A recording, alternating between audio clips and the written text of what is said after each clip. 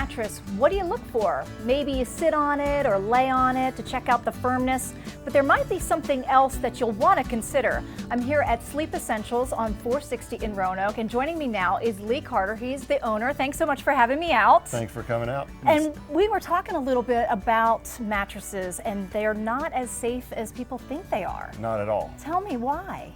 Well, in July 2007, the Consumer Product Safety Commission began requiring mattresses to be flame retardant. The only way mattress manufacturers can meet the standard is, of course, to infuse the surface materials with the toxic fire retardant chemicals. The regulations are very strict. The mattress cannot burn.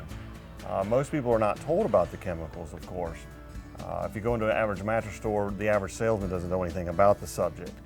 It's very important to know because since July 2007, I've had about 62 people get sick from a new mattress. They've reported to me of getting sick from a new mattress. Wow, so these are not safe then? This is toxic stuff that we're breathing and absorbing through our skin as we sleep? Yes, the Consumer Product Safety Commission actually has their own risk assessment report on the chemicals. They admit in their own report the chemicals are toxic. They prove to you absorb them, and having that number of people get sick from a new mattress is proof positive that they are toxic and bad for you. So you sell mattresses that don't have this toxic chemical in them. How are you able to sell them then, if they're required? Yeah, it is a requirement by the Consumer Product Safety Commission. Every mattress be flame retardant in the United States. But there is a loophole in the law that does say that a mattress can be sold by prescription, and then it's legal to sell you something that doesn't have flame retardancy.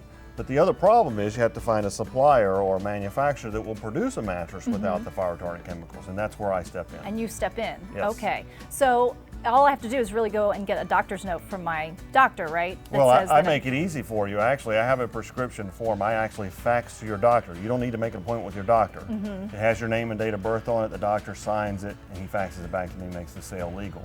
Okay. So what if I have a fire in my home? Am I going to be, at risk? Well, most fires, of course, start an electrical source or a heat source. Typically not the bedroom, kitchen or living room, fireplace, something like that. Once the fire spreads far enough to get to your mattress, if you're not already dead from the smoke. or gone, hopefully out of the home, the mattress is not going to save you. It's over-regulation is what it is. Wow. So talk a little bit about your mattresses. You don't have this toxic chemical in your mattresses at all? At all. My mattresses are chemical-free. I started producing my own mattresses. I had to get compliant with all regulations. I am a licensed bedding producer. Once I learned about it and found the loophole in the law, I decided to produce my mattresses without the fire retardancy and just sell them by prescription. Wow. Well, you have me rethinking everything about my mattress. So if I want to come out and see you and see for myself these mattresses, I can do that. Tell people how they can find you.